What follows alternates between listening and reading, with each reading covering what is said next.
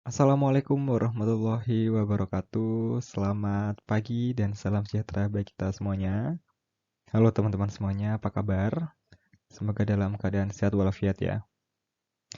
Ya, minggu ini ada beberapa materi ya terkait materi tambahan yang ingin saya sampaikan ya menjelang akhir perkuliahan ya atau akhir semester.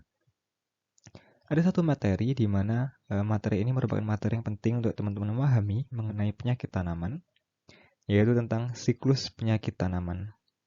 Silakan teman-teman simak dengan baik apa saja yang saya sampaikan.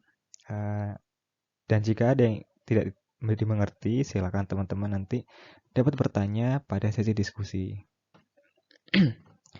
Oke ya, siklus penyakit tanaman. Nah, di sini kita akan memahami bagaimana sih proses penyakit itu bisa terjadi pada tanaman. Bagaimana caranya patogen itu bisa masuk, kemudian bisa membuat sakit tanaman. Itu kan ya yang kita tahu ya. Patogen ada pada tanaman, kemudian tanaman kita sakit. Nah, bagaimana sih caranya mereka kok bisa menyerang ya, tanda kutip menyerang tanaman? Silakan simak sampai habis. Ya, di hadapan teman-teman semuanya sudah ada skema atau siklus ya, siklus yang terjadi pada tanaman ya, apabila tanaman itu sakit.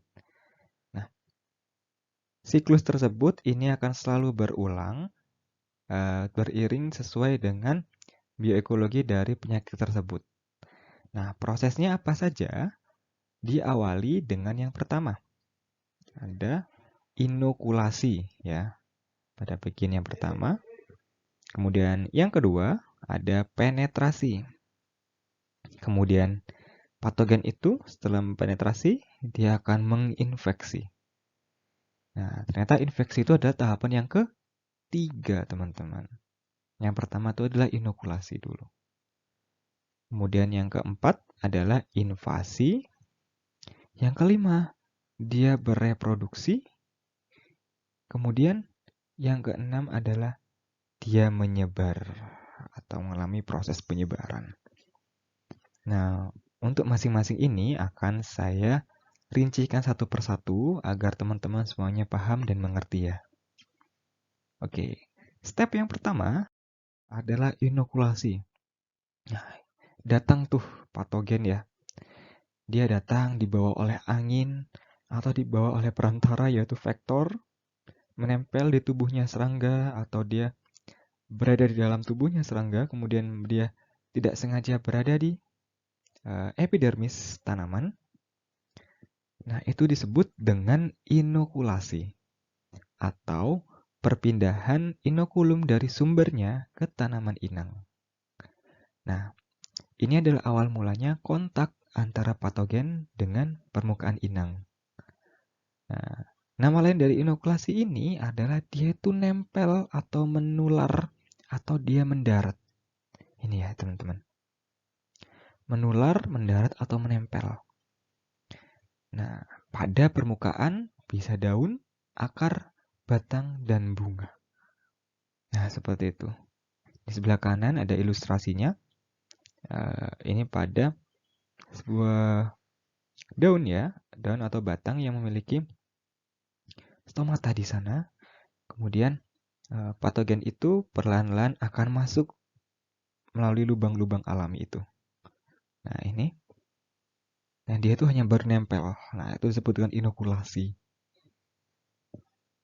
Nah, proses ini dipengaruhi oleh angin, kelembapan, air, dan lain-lain. Nah, itu ya, paham ya? Inokulasi adalah nempel atau baru datang, baru mendarat. Itu inokulasi. Step yang kedua, yaitu penetrasi. Nah, penetrasi itu artinya patogen itu mulai masuk. Nah, inilah dia. Proses masuknya patogen ke dalam tubuh tanaman. Bisa melalui stomata, hidatoda, lentisel, lubang alami, atau bahkan luka-luka yang disebabkan oleh hewan, angin, atau bahkan manusia. Nah, bisa juga melalui gigitan serangga, ya, dan alat pertanian.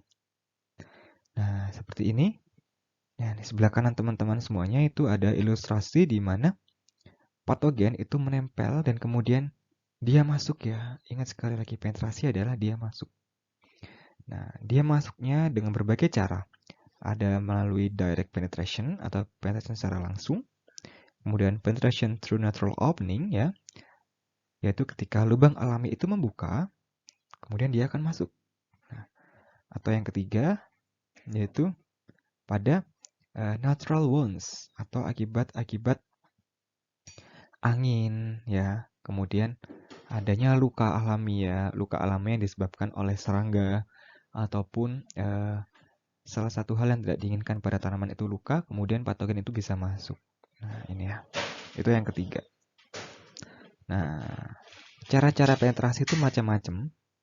Tapi di sini yang penting adalah teman-teman memahami bahwa setelah dari inokulasi adalah penetrasi.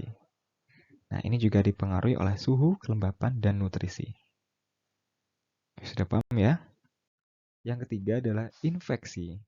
Nah, ini nih yang sering kita tahu ya.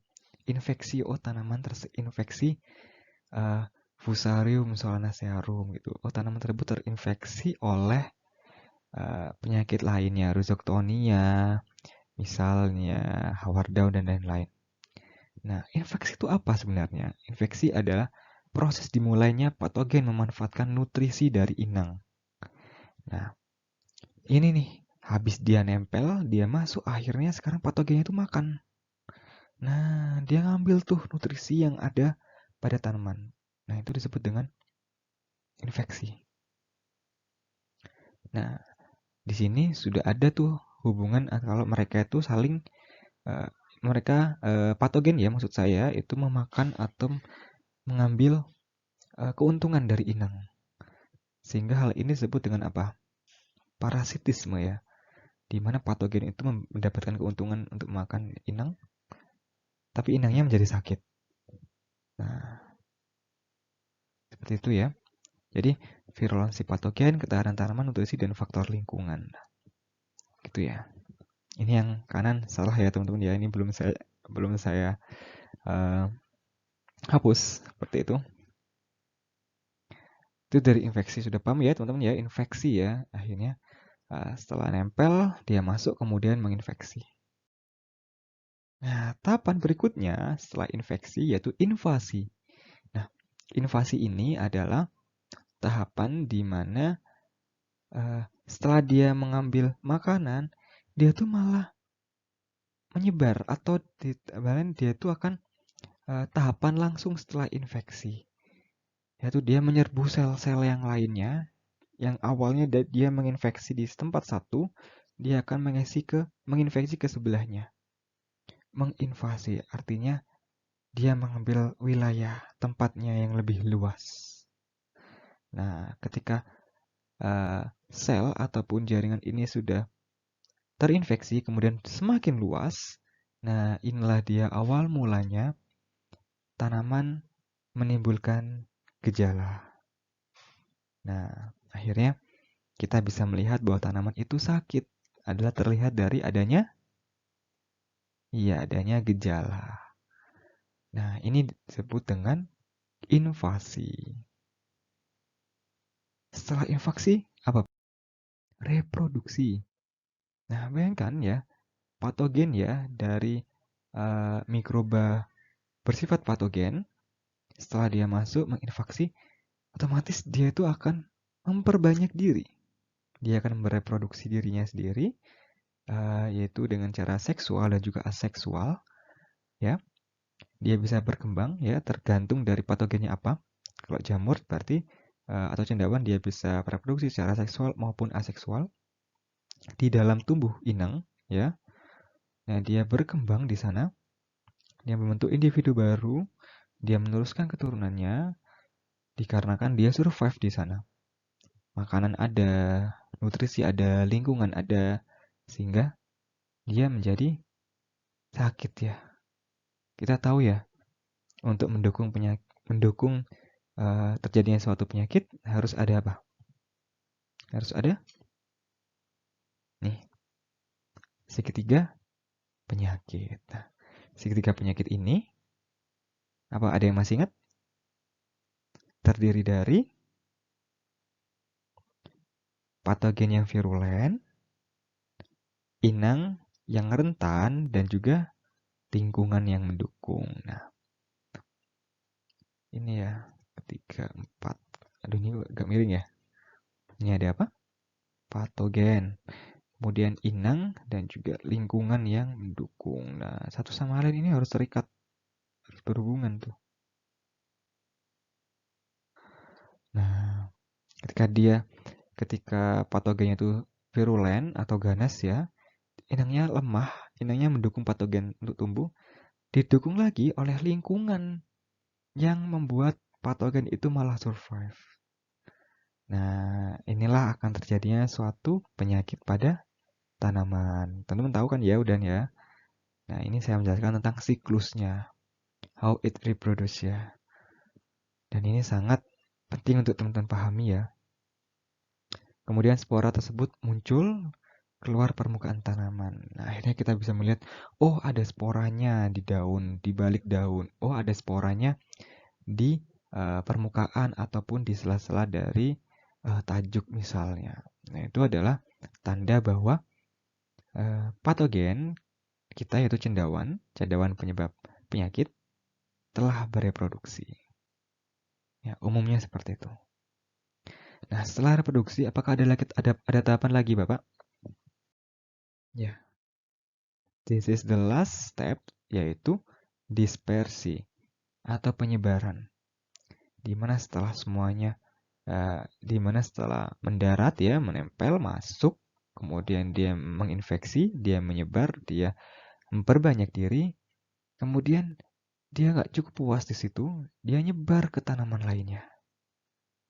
Nah, yang di awalnya di daun, kemudian di batang, dan sekarang di akar, dan dia bisa menularkan ke temannya. Nah, itulah kenapa sering sekali kita melihat bahwa ketika tanaman satu sakit, tomat misalnya, di sebelah kita itu bisa jadi tomatnya juga ikut sakit. Nah, inilah dia salah satu tanda bahwa penyakit itu bisa menyebar atau mengalami dispersi ya, dispersion ya.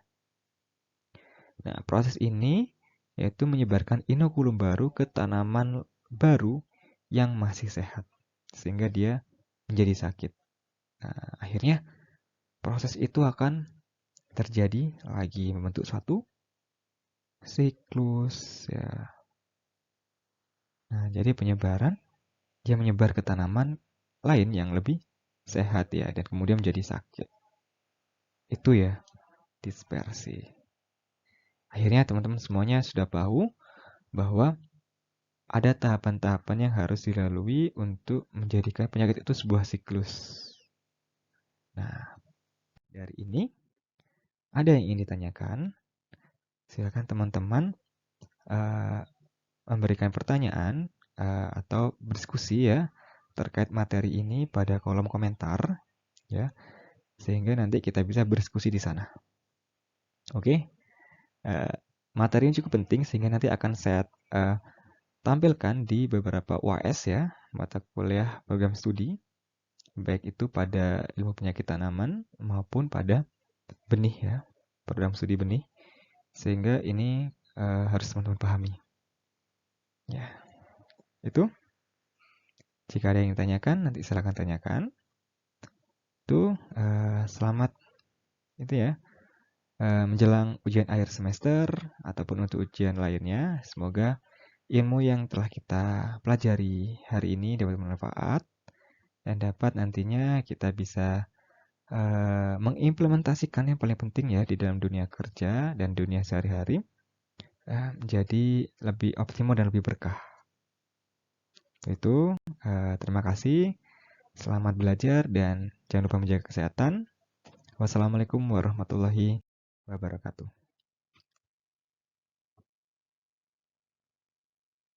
Bye.